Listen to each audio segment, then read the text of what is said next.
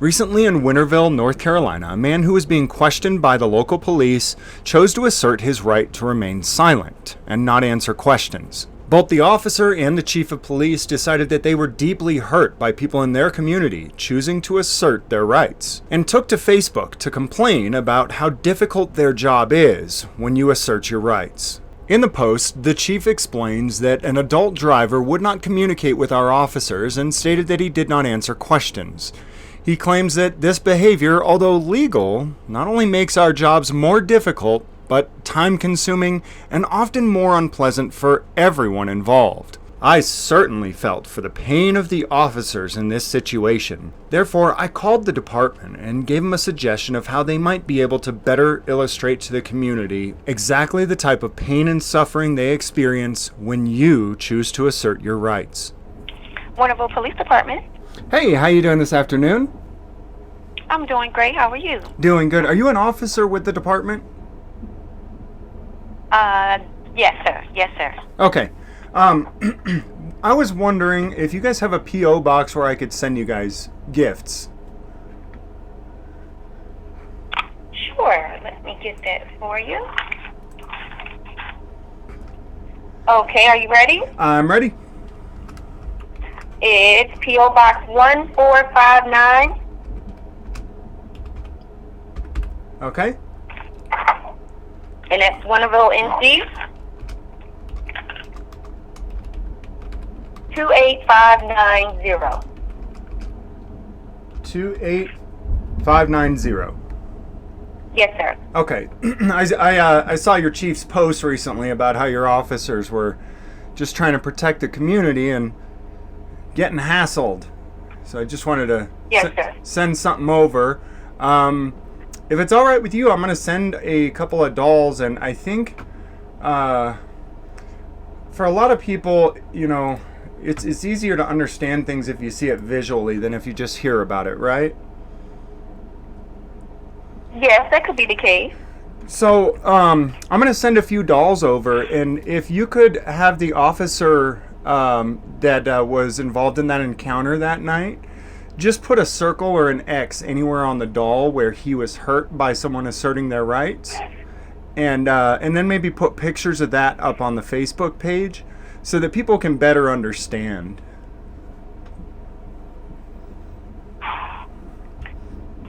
Well, sir, I mean, that is probably not going to be something that's appropriate.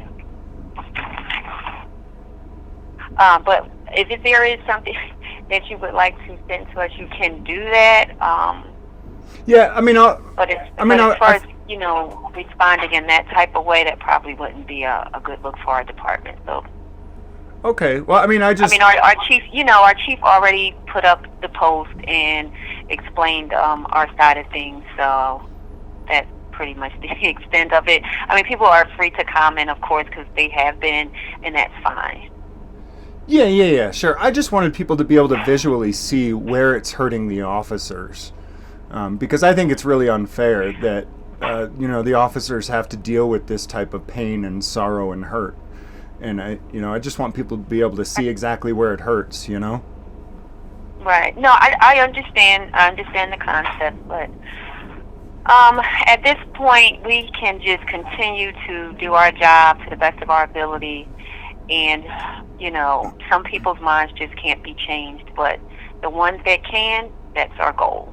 Yeah, sure.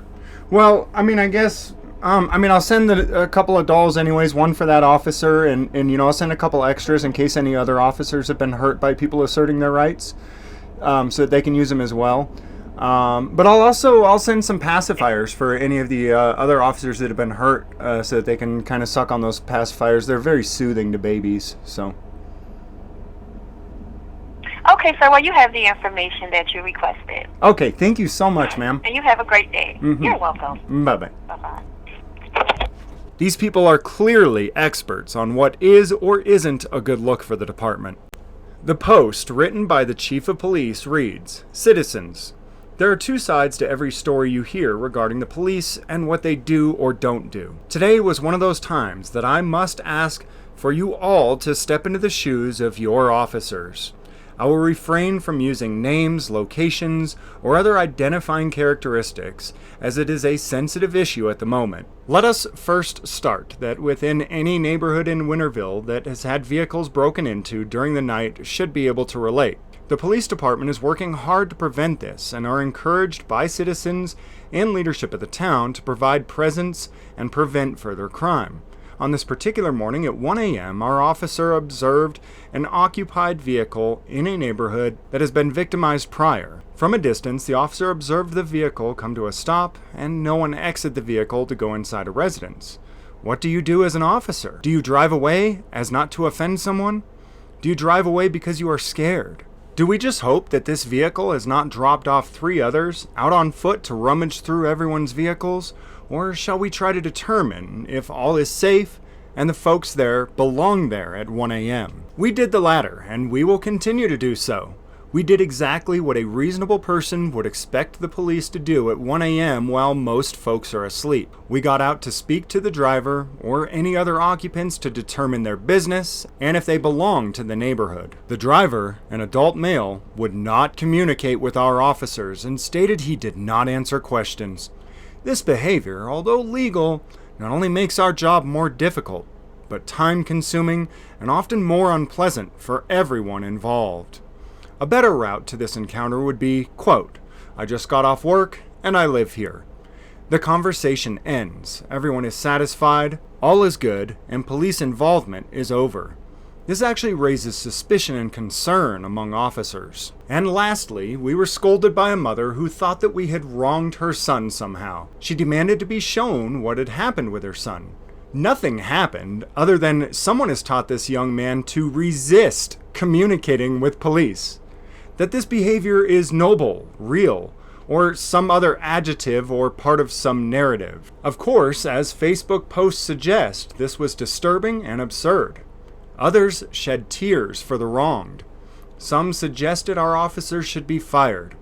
On the contrary, we commend the officers for having the courage to approach an occupied vehicle at 1 a.m. with unknown intent to protect lives and property while others sleep. Thankfully, this was a resident parked in front of his residence in this case. It did take much longer to figure this out though, as, quote, "They don't answer questions." Lastly, our officers were scolded by a mother who determined her son was wronged somehow. He demanded to be shown what had happened. She, like so many others, demanded names and badge numbers. Sadly, we have body cameras that show exactly what was said and how it was said.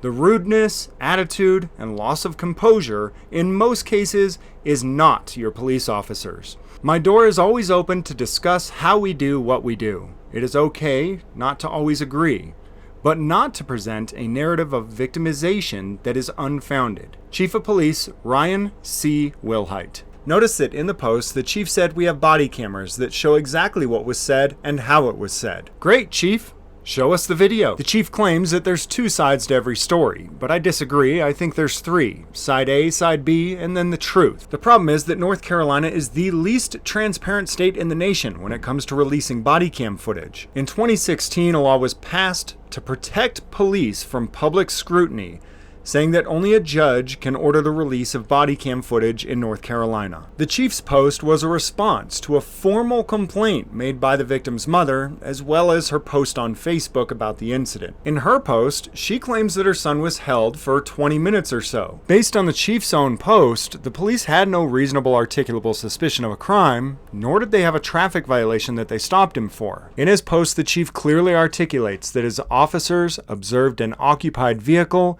in a neighborhood that had been victimized previously. He then goes on to say that this was the reason for the encounter, but leaves out that this was not just a consensual encounter. It was a detainment. When this young man's attorney sues these officers and their chief, they'll likely use cases such as State v. Schmidt and State v. Miller, which state that people being in a high crime area is not reasonable articulable suspicion, and even says that being in close proximity with others who are suspected of criminal activity does not mean that you are suspected of criminal activity. The chief claims that his officers did what a reasonable person would expect the police to do in this situation. However, courts have already ruled that this behavior by police is not reasonable. The truth is that it's likely that a crime has been committed at some point in every single neighborhood in America. Therefore, if this were considered reasonable, then police would never need anything else ever again to detain someone legally. The claim essentially becomes that crime exists, it has happened here before, and therefore nobody gets any rights.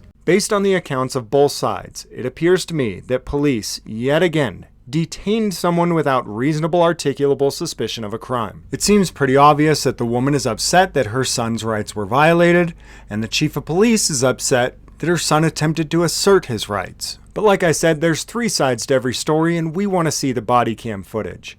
Contact information is in the description and the pinned comment below for you to petition the court to release this footage.